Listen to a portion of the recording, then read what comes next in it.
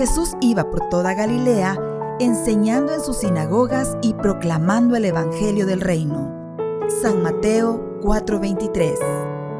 Dispongamos nuestro corazón y nuestra atención para escuchar la enseñanza del Señor en nuestro redil de la semana.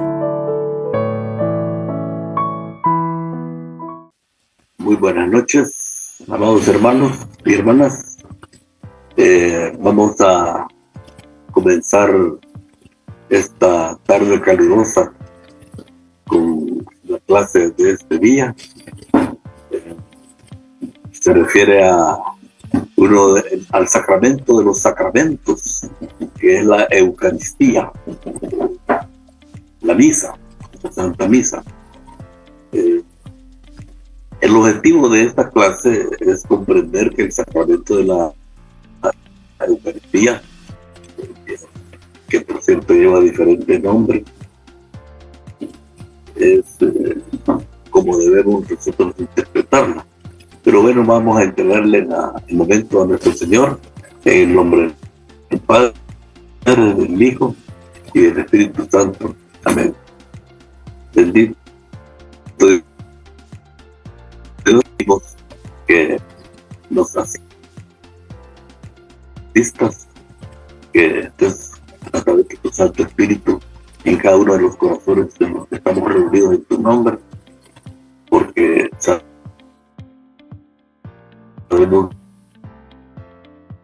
en tu nombre, ahí estarás tú. Te pedimos que no interfiera nada entre nosotros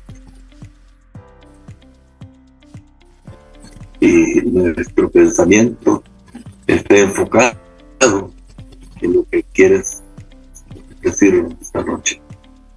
Mi Dios,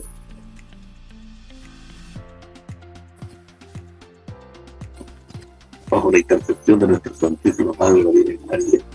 Amén. Bien, como dijimos, el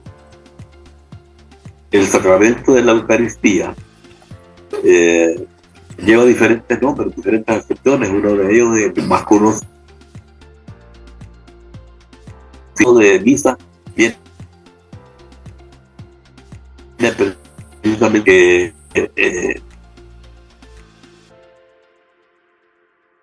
porque cada vez que salimos de la víctima, sino que y la misión es que vayamos por todo el mundo, dice el Señor, ¿verdad?, a proclamar el Evangelio. Lo dice San Marcos, el capítulo 16. También se le llama Cena del Señor, porque precisamente cuando fue instituida fue durante la última cena que el Señor tuvo con sus discípulos. Está en los 3 evangelios sinópticos y ahí el Señor dice que tomó pan y vino y lo ofreció como su cuerpo y sangre. También le llaman memorial,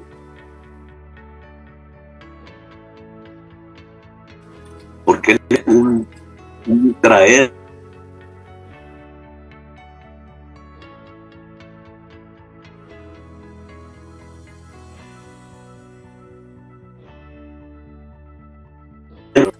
por eso es que se hace en cada misa la transfiguración o la transubstanciación de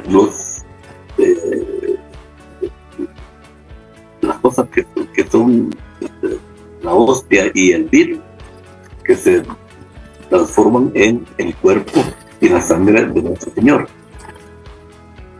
También le llaman viático, porque también hubo un momento en que uno de los sacramentos, que es la unción de los enfermos, había creído la gente que era un sacramento que se le podía dar únicamente al que estaba ya ¿cómo se llama?, en paso de muerte. Y entonces la misa, cuando uno la vive y toma, ¿cómo se llama?, la comunión, todo, eso todo, ya tiene el paso libre, digamos, ya tiene el viático, que es con el que va a presentarse ante nuestro Señor. Le llaman también Santísimo Sacramento porque es el más santo de los sacramentos. Le llaman banquete pascual, le llaman fracción del pan por la forma en que hizo el momento de nuestro Señor, sacrificio de alabanza, porque también ahí en la misa ustedes saben que se cantan alabanzas. En la clase anterior vimos el sacramento del bautismo. La profesora Maite nos decía que el bautismo es la iniciación de la vida cristiana y luego le sigue en su orden la confirmación, que es la que se realiza cuando ya se tiene uso de razón. Y nosotros lo que debemos de tener mucho cuidado al bautizar y al confirmar a la criatura o a la persona es escoger bien a los padrinos, porque se supone que son los que van a apadrinar o a acompañar a su ahijado en la formación cristiana. No es la cosa de llevarle un presente para su cumpleaños o un presente para Navidad al ahijado, sino que estar presente durante su vida para que el padrino esté apoyándolo en su iniciación de su vida cristiana. Nos explicaba también la profesora que el bautismo lo acostumbramos desde tiernitos, creo que 8 días de nacido, algo así, porque un bien se le hace a una persona sin importar la edad. No hay que esperar a que crezca para que entienda que me estoy haciendo un bien, ¿verdad? Ya que los espíritus malignos están siempre presentes y hay que proteger a una criatura de la influencia del enemigo. También de los sacramentos que debemos practicar a menudo, decía ella, es la unción de los enfermos, que hablábamos anteriormente, que es muy importante y casi todos lo olvidamos. Uno cuando se enferma empieza a veces que tomo, le pregunta yo en mi caso le pregunto a mi esposa o le digo, mira, voy a ir a la farmacia a San Nicolás y ahí me van a decir qué puedo tomar, o va a donde el médico al final, ya cuando se siente peor, pero lo que menos hace uno, lo que menos se ocurre es que alguien ore por uno, ¿verdad? Y que vaya ante un sacerdote y lo unja por si acaso, ahí sí es por si acaso, es su último momento. De ahí otro de los sacramentos que se realizan una sola vez, como los primeros dos, es el sacramento del matrimonio. Naturalmente solo nos podemos casar una sola vez. Yo, por cierto, ya hoy en diciembre voy a cumplir 59 años de casado. Estamos pues juntos con mi esposa. Y el otro sacramento es el orden sacerdotal, que una sola vez es sacerdote y ya no puede dejar de serlo. También la iglesia, de acuerdo a los cánones, le impide oficiar misa, pero no le puede quitar el sacerdocio que ya fue otorgado. Ahora, los otros dos que hablaba la profesora era la reconciliación, la penitencia o confesión, y el de la comunión o la Eucaristía, que es así, deberían de practicarse a menudo para estar en gracia con nuestro Señor. Ella nos comentaba también y ponía los capítulos y versículos de la Biblia donde se apoya a la Iglesia Católica para bautizar a los niños chiquitos y no como la Iglesia Protestante que nos bautiza ya grandes. También ellos no aceptan el sacerdocio. Para ellos el pastor de ellos es el que los puede dirigir. No existe la Eucaristía tampoco, ¿verdad? Ellos simplemente dicen que para qué ir a confesarse con otro hombre. Y nuestra profesora mencionaba que el sacerdocio es un hombre que se ha formado y ha sido escogido por Dios para poder ¿cómo se llama? Perdonar los pecados, y no él, sino que los perdona en el nombre del Padre, del Hijo y del Espíritu Santo, porque esa fue la orden de Jesús.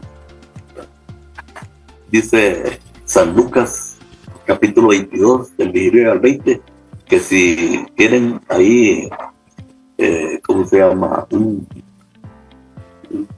Una Biblia a mano, me gustaría que abrieran San Lucas 22 19-20.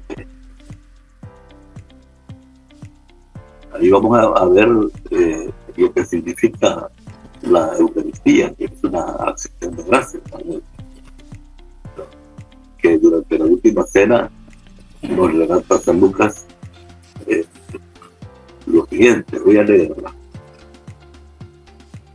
Tomó luego pan, dio gracias, lo partió y se lo dio diciendo: esto es mi cuerpo, que será entregado por ustedes. Hagan esto en memoria mía. De igual modo, después de cenar, tomó la copa diciendo: esta copa es la nueva alianza en mi sangre, que será derramada por ustedes. Palabra de Dios. Los sacramentos, como decía nuestra maestra, poseen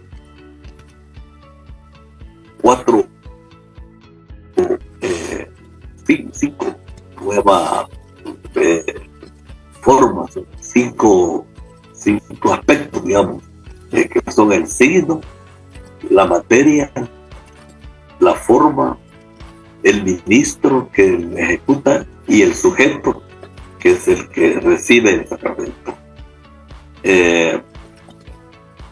Por ejemplo, en el caso de la Eucaristía, el signo es el pan y el vino, ¿verdad? Porque significan algo más que el simple pan y el simple vino. La materia es pan de harina sin levadura y vino natural extraído de las uvas, tal como la utilizó Jesucristo nuestro Señor en la última cena. La forma es el alimento, porque Él, cuando instituyó la Eucaristía, dijo: tomad y comed todos de Él, porque esto es mi cuerpo, que será entregado por vosotros.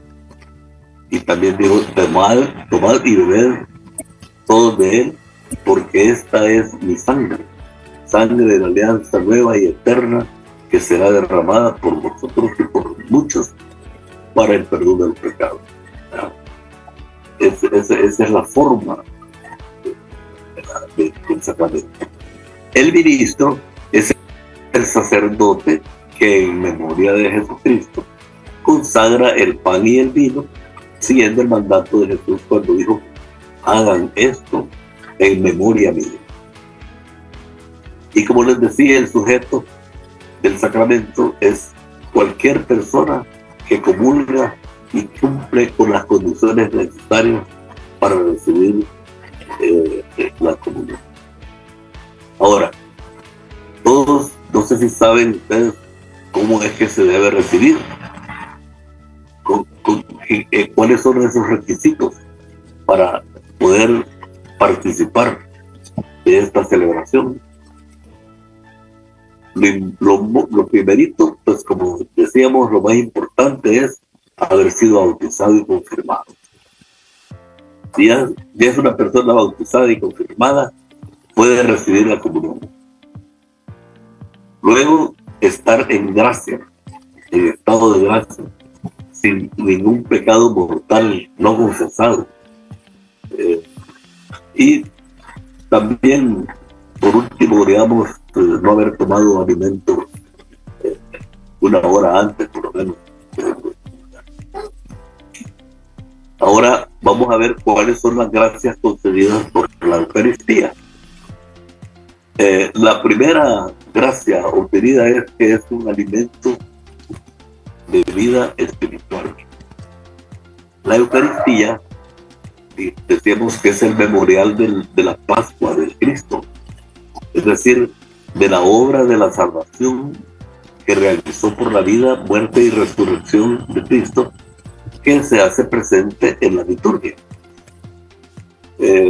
La consagración se realiza en la transustanciación del pan y del vino, en el cuerpo y la sangre de Cristo, bajo cuyas especies consagradas Cristo vivo y glorioso está presente de manera real, verdadera y sustancial en tu cuerpo, sangre, alma y divinidad.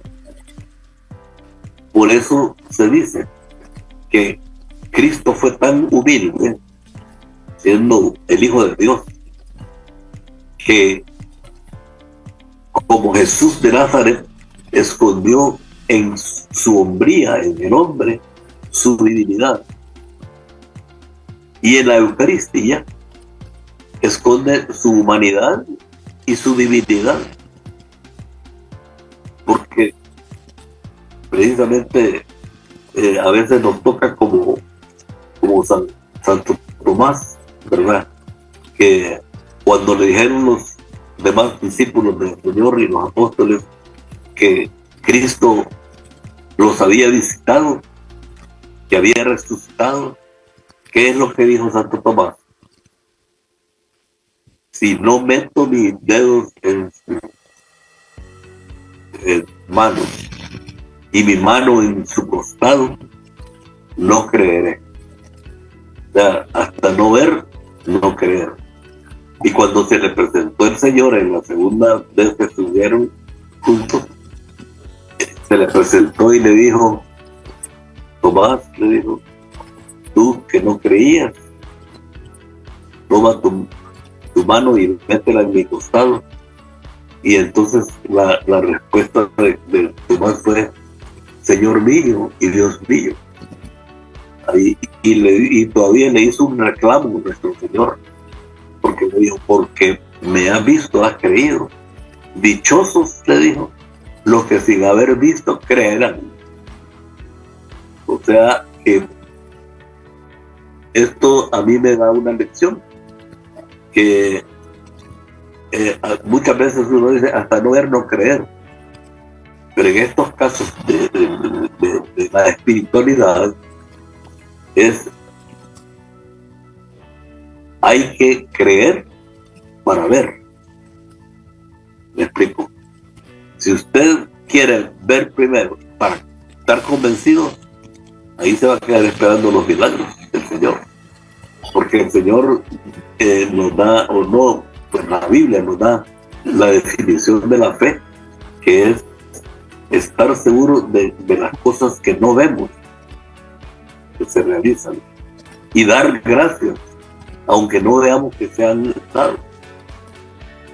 Y muchas veces nosotros, cuando le pedimos algo al Señor, decimos que se lo pedimos con fe, pero no le agradecemos. Por eso es que yo digo que hay un círculo en cada milagro. Y el primer paso es la fe, el segundo es la esperanza, luego el agradecimiento, luego se da el milagro y viene el testimonio. Hay que contar, compartir las maravillas que Dios hace en nuestra vida. La comunión del cuerpo y de la sangre de Cristo aumentan la unión del que comulga con el Señor. Por eso se llama comunión. Perdona los pecados veniales y los preserva de pecados graves.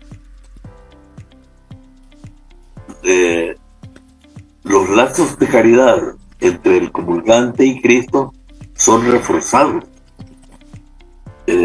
al recibir este sacramento, porque fortalece la unidad de la Iglesia, que es el cuerpo místico de Cristo. Recordemos que hay un eslogan que dice: cristiano, la Iglesia eres tú.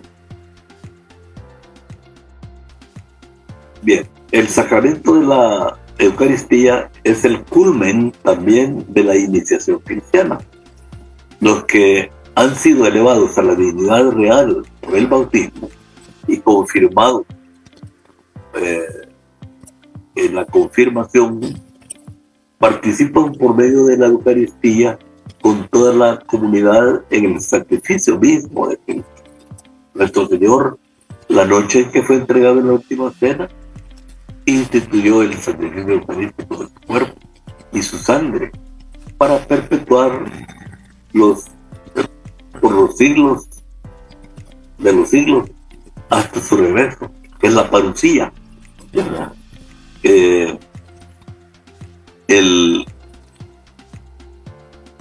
Y le confía de esa manera a la Iglesia el memorial de su muerte y su resurrección. El sacramento de piedad vino signo de unidad y vínculo de amor, en el que se recibe a Cristo. El alma se llena de gracia y se nos da un adelanto de lo que va a ser la gloria futura. También decíamos que la Eucaristía es fuente y cumbre de la vida eclesial. Los demás sacramentos, así como todos los ministerios eclesiales y las obras de apostolado, están unidos a la Eucaristía y a ella se ordenan, dice el catecismo. La Sagrada Eucaristía, en efecto, contiene todo el bien espiritual de la Iglesia, es decir, es Cristo mismo, nuestra Pascua de Dios. ¿Por qué? La Eucaristía significa y realiza la comunión de vida con Dios y une el pueblo de Dios con la Iglesia misma, en la que Dios santifica al mundo y en el que el Espíritu Santo le da a los hombres a Cristo y por medio de él al Padre, por medio de su Santo Espíritu. Resumiendo, podemos decir que en la Eucaristía es el compendio y la suma de nuestra fe, y por ello se llama diferentes maneras. Como les decía, se llama Cena del Señor, porque se trata de la cena que el Señor celebró con sus discípulos la víspera de su pasión. Se le llama banquete del Señor, por la anticipación del banquete del Cordero anunciado en Apocalipsis. Busquemos en la Biblia Apocalipsis 9, Apocalipsis artículo 9, versículo Apocalipsis 19, versículo 9. Es el último libro de la Biblia. Apocalipsis 19, 9. Leo para ustedes. Dice: en este gesto Los discípulos que lo reconocieron después de su resurrección nos lo narra. No, perdón. El ángel me dijo: escribe, felices los que han sido invitados al banquete de la boda del Cordero. Y añadió: estas son palabras verdaderas de Dios. Palabras de Dios. También el evangelista San Lucas nos lo narra en el capítulo 24, del verso 13 al 35. Busquemos San Lucas 24, versículos 13 al 35.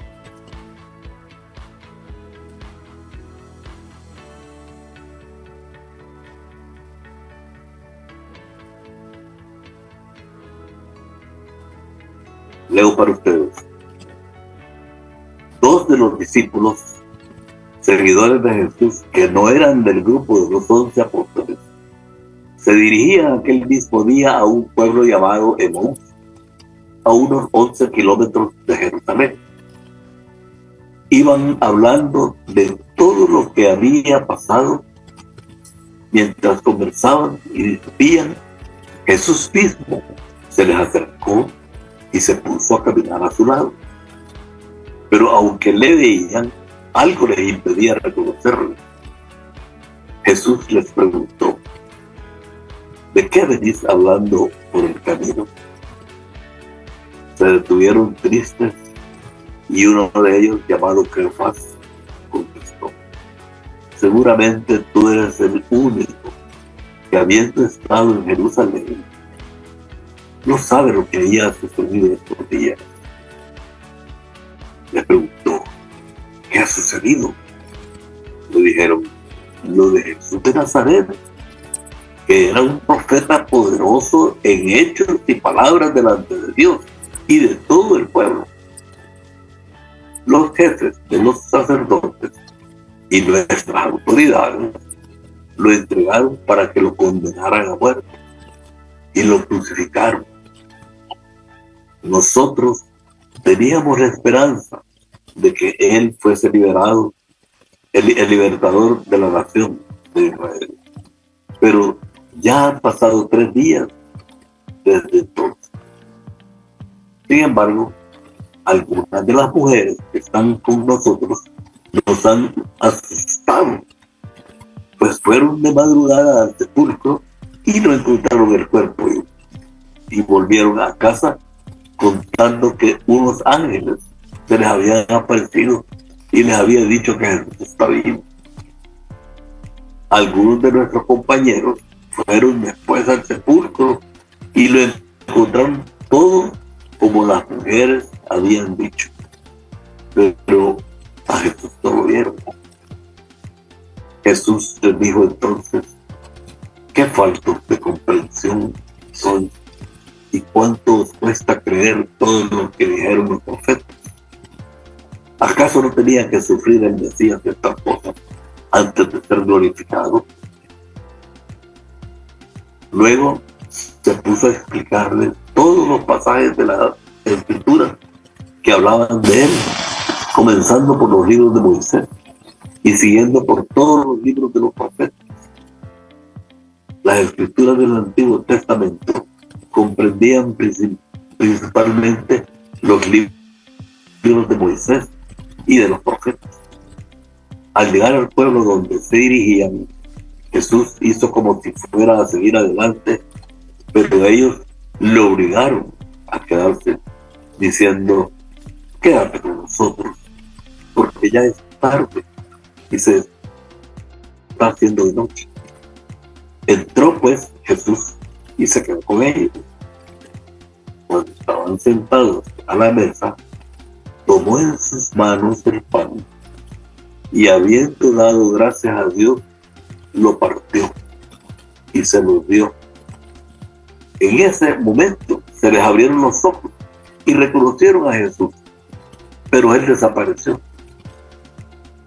se dijeron el uno al otro: no es cierto que el corazón nos ardía en el pecho mientras nos venía hablando por el camino y nos explicaban las escrituras.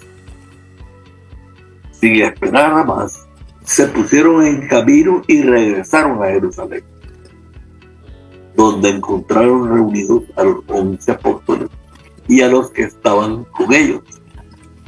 Estos les dijeron: verdaderamente ha resucitado el Señor y se ha aparecido a Simón. Entonces ellos contaron lo que les había pasado en el camino y cómo reconocieron a Jesús al partir el pan. Palabra de Dios. Te alabamos, Señor. Te alabamos, Señor. Esta lectura es larga, pero es preciosa, porque nos pintan, nos hacen una verdadera pintura de la vida de cada uno de nosotros. ¿Por qué? Porque cuando nosotros hemos escuchado de Jesús, lo que más cuesta creer es que resucitó. Y precisamente dice en un apartado de la Biblia que si Jesucristo no hubiera resucitado, vana sería nuestra fe, porque seríamos qué sé yo, seguidores de Buda, o seguidores de cualquier otro líder espiritual, como el Dalai Lama también, ¿verdad? Pero el hecho de haber resucitado lo conforman como el Hijo de Dios, y porque también fue anunciado miles de años antes por los profetas en diferentes etapas. Y nos habla este evangelio de que los discípulos, fíjense que ya eran discípulos de él, no eran apóstoles, eran discípulos. Iban, ya me imagino, todos tristes, todos afocados, todos no sé, con deseos de haber mejor ni conocido a Jesús, de haber oído hablar de él, porque lo habían matado, y iban para Emaús, a su casa. Habían estado en Jerusalén precisamente por la Pascua, que se celebraba ese sábado. Y dice la palabra que iban hablando mientras de lo que había pasado, pero también dice que mientras conversaban y discutían, Jesús se les acercó y se puso a caminar a su lado. Esto es interesante porque Jesús no lo vemos, pero él dijo que nos iba a mandar su Santo Espíritu, ¿verdad? Y que iba a estar con nosotros hasta el fin del mundo. Y entonces Jesús mismo, él sí, el glorioso, se les acercó y se puso a caminar con ellos. Y ellos vieron que se les acercó un coterráneo, ¿verdad? A ver si era un beduino, y lo veían, pero algo les impedía reconocerlo. Acordémonos que no es porque Jesús no se dejara ver, sino que las mismas vestimentas que usan en esos lugares se ropa bien, porque el caminar de Jerusalén a Jericó era pasar por lugares de mucho viento, por razones, eran caminos empolvados, ni siquiera empedrados, ¿verdad? Entonces se protegían con mantos donde apenas lograban medio ver por dónde caminaban, y por eso tal vez no lo reconocieron. Y él, aprovechando que no lo reconocieron, les pregunta: ¿de qué vienen hablando ustedes? cuéntenme, pásenme el chambre, ¿verdad? Y entonces uno de ellos, hasta medio molesto, le dice, sería el único que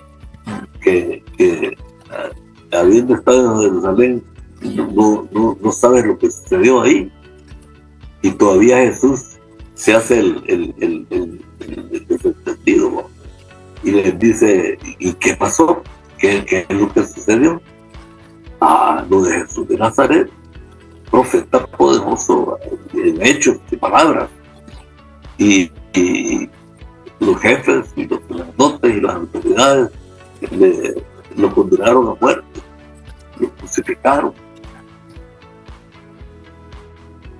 Y fíjense qué interesante la parte esta que dice, nosotros teníamos la esperanza de que él fuese liberado, fuese el liberador de la nación.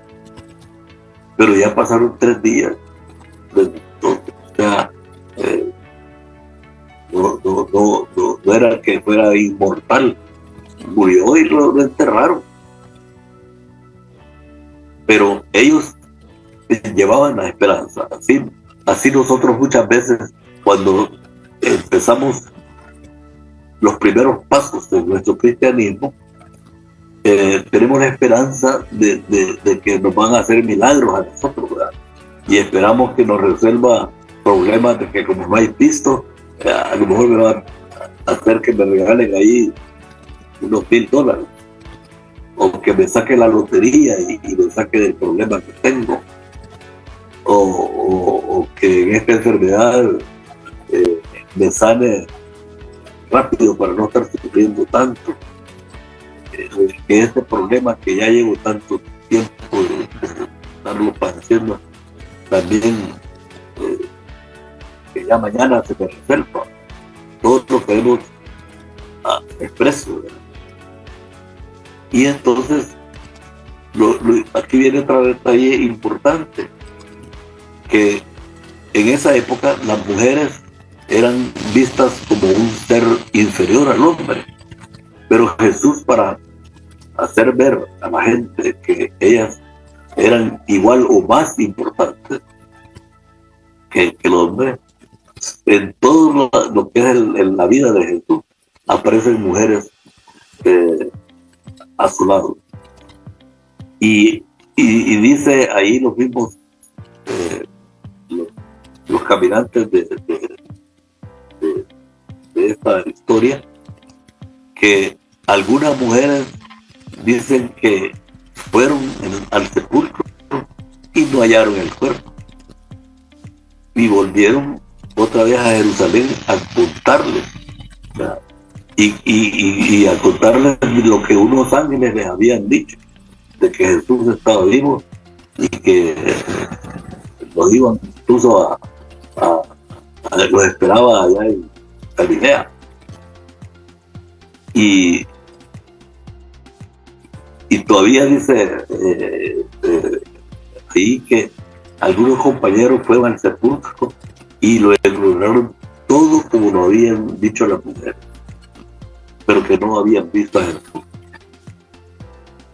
Pero entonces aquí viene lo interesante, donde ya Jesús aparece. Ya él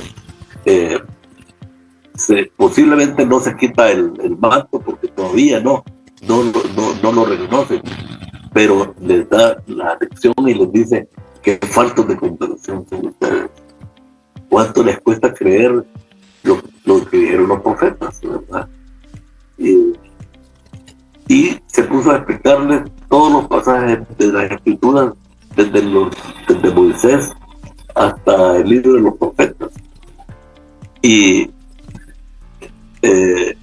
cuando llegaron al lugar donde ellos se dirigían, a Emaús, Jesús les dijo, bueno, hasta luego, mucho gusto de saludarlos, de conocerlos.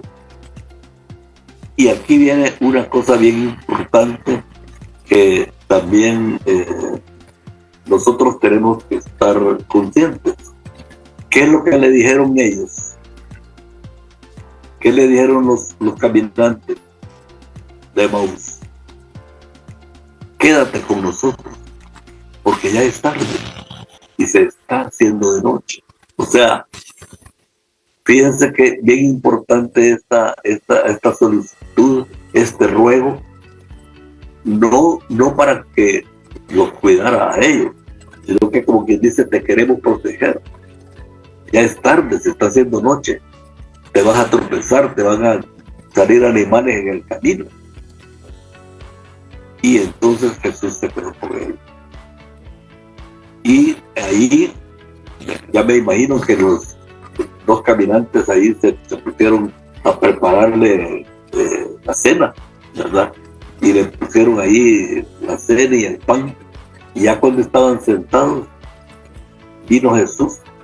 Y lo primero que hizo fue tomar el pan, dar gracias a Dios y lo partió. Y en ese instante ellos se acordaron de lo que les contaban los apóstoles que estuvieron en la última cena. Y ahí se le abrieron los ojos y reconocieron que era Jesús. Pero ¿qué sucedió en ese instante? Desapareció. ¿Y qué quedó en la mesa? El pan. El pan ya partido. Y todavía ellos dicen, no es cierto que el corazón nos ardía y el pecho nos palpitaba mientras veníamos por el camino. Y esta palabra de camino se repite varias veces en este pasaje, porque precisamente nosotros, el cristianismo no es una meta. El cristianismo no es algo que, yo quiero ser cristiano y voy a pagar para ser cristiano, o voy a ser cristiano yendo a misa. Y yo voy a misa todos los domingos, nada más, pero a ver, a dormir o a ver si veo algún amigo a hacer un negocio ahí. Jesús, como Hijo de Dios, se les aparece en el camino, tanto que al principio no les decían cristianos, les decían los del camino, porque caminaban con Jesús. Jesús siempre andaba andando, pues no, rara vez aparece ahí que se sentaba, que descansaba. Habían veces que hasta sin comer, ¿verdad? Pero Jesús, como Hijo de Dios, está con nosotros en nuestro caminar. Y siempre que vamos nosotros a hacer algo, estamos en camino. Estamos en camino de la casa a la oficina, de la oficina a la casa, de la casa a un paseo, del paseo a la casa. Si es estudiante, pues de la casa a la universidad, al colegio y viceversa, pero siempre estamos caminando. Y eso lo que quiere decir es que estamos vivos. Y entonces, por eso es que Jesús se aparece siempre en nuestro caminar. ¿Y en qué lo habían reconocido? En la fracción del pan, en la forma en que él partió el pan, que primero dice que dio gracias a Dios. Esto es bien importante. La palabra esa de el ruego que le hicieron los caminantes de Maús a Jesús, dicen que es la oración más efectiva y corta que hay en la Biblia. Quédate con nosotros porque ya es tarde y se está haciendo noche. ¿Y qué sucedió? Jesús se quedó con ellos. Así que, mis hermanos, esto lo que nos quiere decir también es otra enseñanza, que no hay necesidad de palabras rimbombantes, que yo tengo que ir a una escuela a que me enseñen a orar. Dice San José María de Escobar, ¿cómo se llama? San José María Escrivá de Balaguer, que cuando uno dice, una vez le llegaron a pedir a él, Padre, yo no sé orar. Entonces le contestó él, mira, dice, tú siéntate en un lugar tranquilo donde nadie te moleste y habla con Jesús, así como que estás hablando con un amigo. Señor Jesús, yo no sé orar. Ahí ya comenzaste a orar, ahí va a estar ya Jesús, porque Él dijo que Él iba a estar con nosotros hasta el fin del mundo, que no nos iba a dejar solos. Entonces, con estas otras expresiones, los primeros cristianos designaron eucarísticas las asambleas que celebraban. Dice que en Hechos 2:42, me gustaría que lo dieran,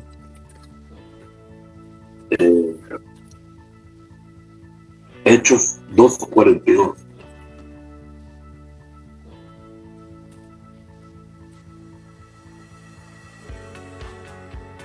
Dice, todos se mantenían firmes en las enseñanzas de los apóstoles, compartían lo que tenían y oraban, y se reunían para partir el pan. Palabra de Dios. O sea, ¿qué es lo que vamos a hacer a misa? El escuchar la primera lectura, el salmo, la segunda lectura del domingo, el evangelio, la homilía, son enseñanzas. Y claro, ahora no son los apóstoles, pero es el sacerdote que es el delegado de los apóstoles, es la sucesión apostólica con el Papa, y el Papa con los obispos, y los obispos los sacerdotes. Y se reunían, dice, a orar, que es lo que hacemos en la misa. A cada rato dice, oremos. Y también es una reunión, ¿para qué? Para partir el pan. Así que eso es lo que se hace. Desde el comienzo, la iglesia fue fiel a la orden del Señor, porque según el libro de los Hechos, dice que acudían asiduamente a la enseñanza de los apóstoles. Y ellos eran fieles a la comunión fraterna, a la fracción del pan y a las oraciones. Y acudían desde todos los días, eran perseverantes, y había discusiones y todo. No, dice que había con un mismo espíritu, partían el pan, y en las casas donde se reunían tomaban el alimento con alegría, con sencillez, porque no podían reunirse en las sinagogas porque eran perseguidos. Recordemos que así apareció Saulo de Escena, que era San Pablo. Después él perseguía a los cristianos, y al que detectaban que era cristiano le tocaba morir lapidado, o sea, a pedradas. Por eso a la Eucaristía también se le llama Asamblea Eucarística, porque la Eucaristía se celebra en las asambleas de los fieles, que es la expresión visible de la Iglesia. También se le llama Memorial de la Pasión. Claro, como digo yo, memorial es traer lo que ocurrió en el pasado al presente. Le llaman también Resurrección del Señor, porque se repite la misma acción, pero de forma impuesta. Le llaman también Santo Sacrificio, porque completa y supera todos los sacrificios de la antigua alianza.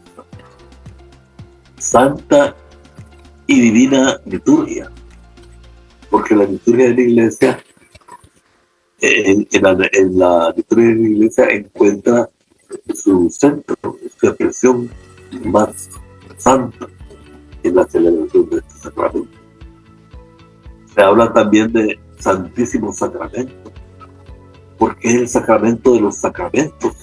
O sea, por cierto, con este nombre se le designan a las especies eucarísticas, que son las hostias reservadas en el sagrario. Cuando uno va de ministro de comunión en las misas, una de las cosas que tiene que hacer primero es ir a verificar en el sagrario cuántas hostias hay que ya fueron sobrantes de la consagración anterior. Estas hostias son consagradas y se cuentan para ver si son suficientes para la próxima misa, para la misa que se va a dar. Y si no alcanzan, entonces uno va a donde el sacristán le pide que por favor le permita rellenar el copón con el número de hostias que se estime de la gente que va a llegar a la misa. Y luego también es una comunión, porque por este sacramento nos unimos con Cristo, que nos hace partícipes de su cuerpo y de su sangre, para formar un solo cuerpo con nosotros. Se le llama pan de ángeles, se llama pan del cielo, medicina de inmortalidad, en fin. La economía de la salvación en la Eucaristía es el corazón de la celebración de esta misa, porque se encuentran el pan y el vino, que por las palabras de Cristo y por la invocación del Espíritu Santo se convierten en cuerpo y sangre de Cristo, lo que se le llama epíclesis, a esa parte de la misa donde el sacerdote invoca al Espíritu Santo a que llegue a hacer la transubstanciación. Fiel a la orden del Señor, la Iglesia continúa haciéndolo en memoria de Él hasta su retorno glorioso, lo que hizo la víspera de su pasión, cuando tomó el pan y el cáliz con el vino y se convierte misteriosamente en el cuerpo y sangre de Cristo. Los signos del pan y el vino siguen significando la bondad de la creación en alimentarnos. Así, en la parte de la misa, que le llaman el ofertorio, se le da gracias al Creador del pan y el vino, fruto de la tierra y de la vida y del trabajo del hombre. La Iglesia ve en el gesto de Melquisedec, el rey sacerdote que ofreció pan y vino en el Antiguo Testamento, una prefigura de la propia ofrenda del Hijo de Dios. ¿Y quién fue Melquisedec? Pues Melquisedec dice en el libro del Génesis 14:18 que, si lo ven, dice que también Melquisedec, que era el rey de Salem y sacerdote del Dios Altísimo, sacó pan y vino y bendijo a Abraham con estas palabras: que te bendiga el Dios Altísimo, creador del cielo y de la tierra. Palabra de Dios, te alabamos, Señor. En el Nuevo Testamento ve en Melquisedec una prefigura de Cristo como sumo sacerdote de la nueva alianza. En la antigua alianza, el pan y el vino eran ofrecidos como sacrificio entre las primicias de la tierra, el señal de reconocimiento al Creador, pero también reciben un nuevo significado en el contexto del Éxodo, lo de los panes ácidos que Israel come cada año en la Pascua, conmemorando la salida apresurada que tuvieron de Egipto, que iba liderada por Moisés. El recuerdo del maná del desierto sugiere también a Israel la tierra prometida, prenda de fidelidad de Dios a su promesa. Jesús instituyó la Eucaristía dándole un sentido nuevo y único y definitivo a la bendición del pan y del vino. Los milagros de multiplicación de los panes, cuando el Señor dijo la bendición, fraccionó en los panes por medio de Dios, para alimentar la multitud. Prefiguran también la sobreabundancia de este único pan bajado del cielo, que es la Eucaristía. El signo del agua convertida en vino en Caná de Galilea anuncia ya la hora de la glorificación de Jesús. Manifiesta en el cumplimiento del banquete de las bodas del reino del Padre, desde los fieles que tuvieran el vino nuevo convertido en sangre de Cristo. Esto lo afirma San Marcos en el capítulo 14, verso 25.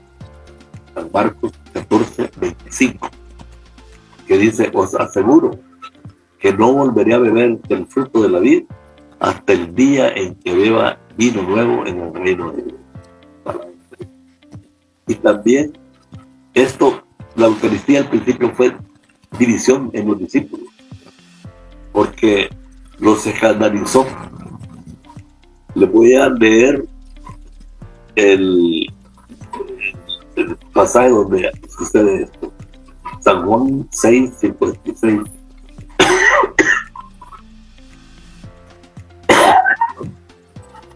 En San Juan 6:56 al 60, dice: el que come mi cuerpo y bebe mi sangre, vive unido a mí y yo unido a él.